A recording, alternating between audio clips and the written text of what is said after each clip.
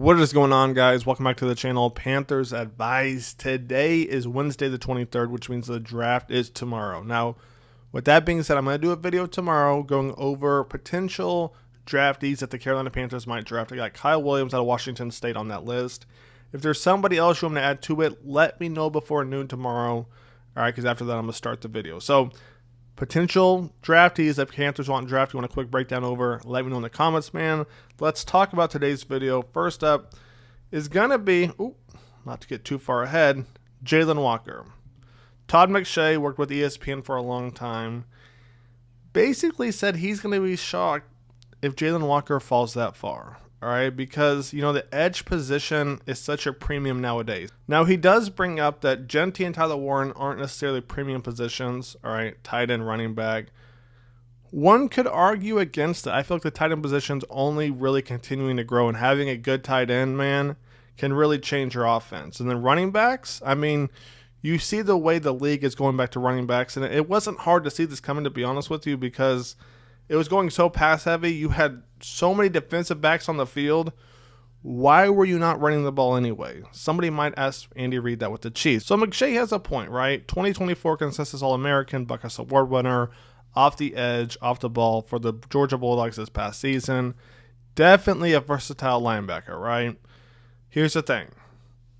Will he get past these few teams right here? The Patriots at 4, the Raiders at 6, and the Jets at 7.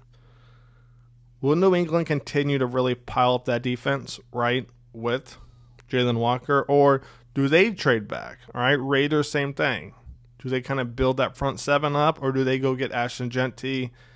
And then the Jets, man, you never know what the Jets are going to do, because I don't even think the Jets honestly know what they're going to do. So right here, man, the only team I'm semi-worried about is the Patriots, all right, because they seem to really be building up that defense. So at the number 4 pick, they could get a pretty good deal, and you really don't know who's going to be the number 4. Travis Hunter, Abdul Carter, could be a plethora of teams. So let me know your thoughts. Are you worried about the Raiders, Jets, Patriots taking him, or do you want one of those teams to take him? I know some of you guys, I want Mason Graham, I want Tyler Warren. But with that being said, man, let's go to our next topic, and that is the 2025 draft board, top 100 prospects. What are we looking at right here? So we're looking at primary, secondary needs, and so on and so forth. First up, they had the Z receiver as a primary need. Let's talk about this real quick. The reason we're going full came on this topic, all right, the Z receiver, number 1 receiver, is because I feel like it's almost outdated. Let me explain why. All right, let's start with basketball. It used to be basketball very fundamental, right? You got your point guard, shooting guard, small forward, power forward, center, right? They all had a job. And every team, for the most part, had all 5, right? From point guard to center, every team had all 5. You see, nowadays it's kind of changed. There's not really a true center anymore, to be honest with you, across the majority of the teams, right? Some teams have one, but a majority of them don't. Right, small forward, power forward.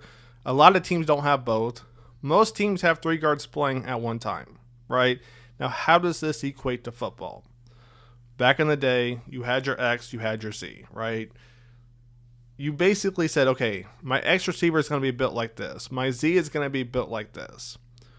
The reason I think it's not as important anymore is because the game has gotten away from what it used to be fundamentally wise, right?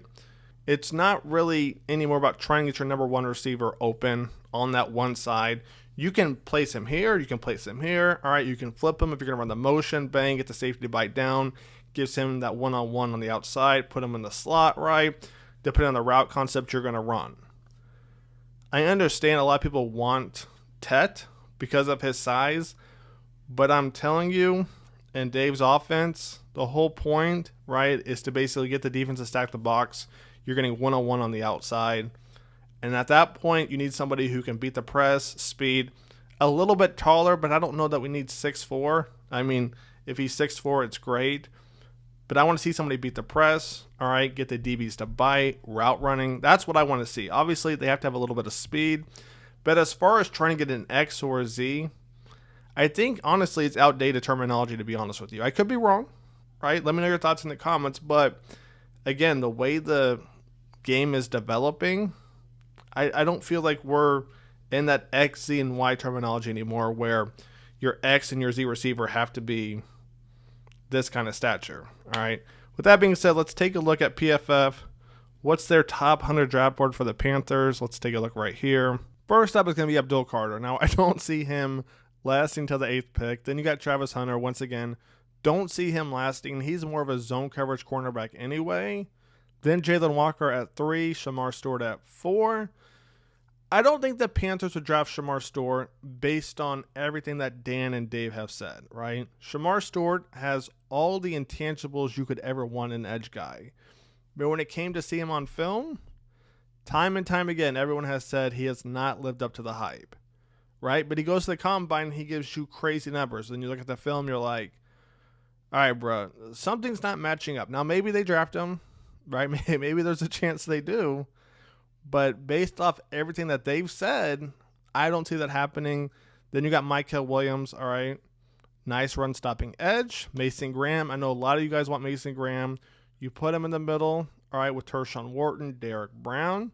Next up is Matthew Golden. Now, I wouldn't be mad at this pick, but it would depend on who's left, okay? I like Matthew Golden a lot. He's probably, him and Luther are probably my favorite receivers in this draft. Matthew might be more complete, but I like Luther with the ball more. Then you got Tet McMillan. I'm not on the Tet train, to be honest with you. Tyler Warren, another one, depending on who's left, and if they don't trade back, I wouldn't be mad at. Then we got Mike Green, which I see a lot of Panthers fans love him, and then a lot of you guys are like, nope, off the field issue. So it seems like everyone's pretty much indecisive on him. Then you got Nick right here, safety. I don't see the Panthers doing that early. All right, Malachi Starks, James Pierce Jr.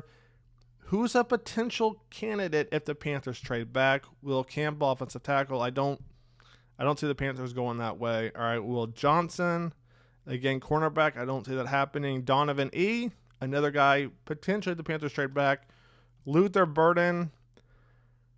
I don't know that the Panthers would grab him in the first round. Then you got Campbell, you got Barron. These are guys that the Panthers, I think, have considered, but when it comes to drafting in the first round, I don't know if they'll be it. I think we've pretty much gone over everybody. Who the Panthers are probably going to draft if they stay in the first round, which I imagine they will.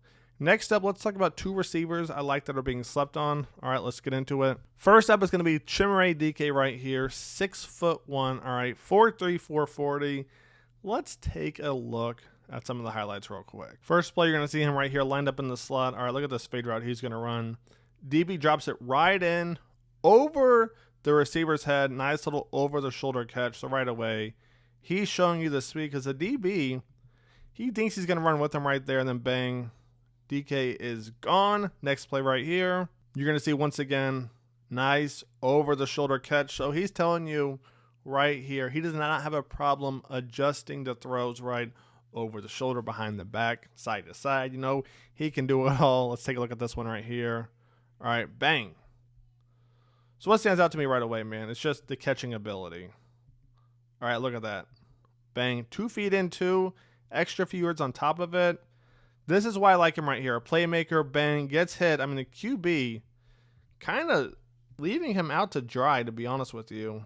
I mean, I don't know why we're not throwing that out here a little bit more, but look at that. He's going to catch it with his hands, bang, cracked in the back. And if you've ever been cracked in the back, trust me, that does not feel good.